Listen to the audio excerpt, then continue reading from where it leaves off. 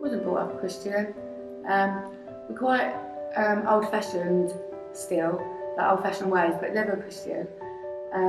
At primary school we used to go to our local church and do all the Christmas events and sing all the songs, and I really enjoyed that. And then I went to secondary school and we done RE. I really enjoyed that also. But being at secondary school was a bit tough to fit in and shouting out that I'm a Christian, like, brought bad attention to me because I didn't quite fit in. So I kept it a bit quiet. And then my nana passed away and I got quite angry and stopped believing for a while. I couldn't find a good reason of why this happened. So a few years passed and I'd just been doing my own thing.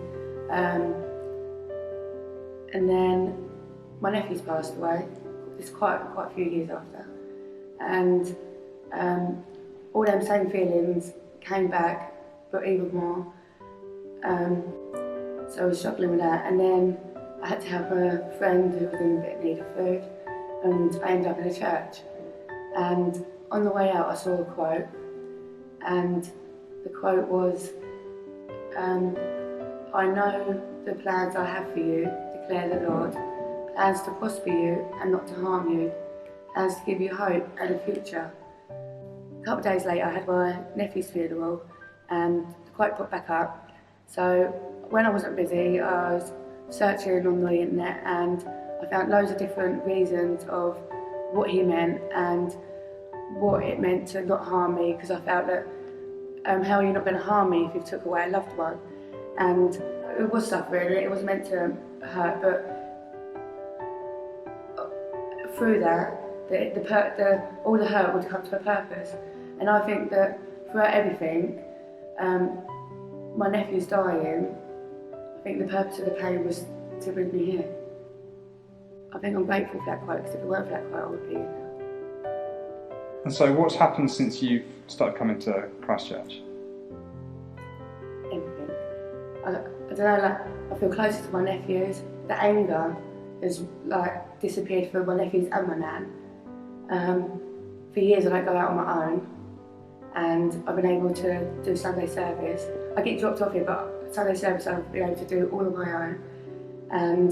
And sparklers, I know the girls there, but I haven't had someone beside me, which is a really big step, because if anyone will tell you I don't go out without someone. But it's not, I feel like safe here, and it's hard for me to feel safe, I find, at places. What are you looking forward to most about getting baptised? I feel like I'm going to be accepted, for starters. I feel like, I feel like everyone that's in my church, they're all accepted. Like, I feel like I'm getting married to them. I know it sounds silly, but I feel like they're all my in-laws now, and like I know I can turn to a lot of them for anything. And normally, like, you say hello to people, how are you? And I tend to find you have to say, I'm okay.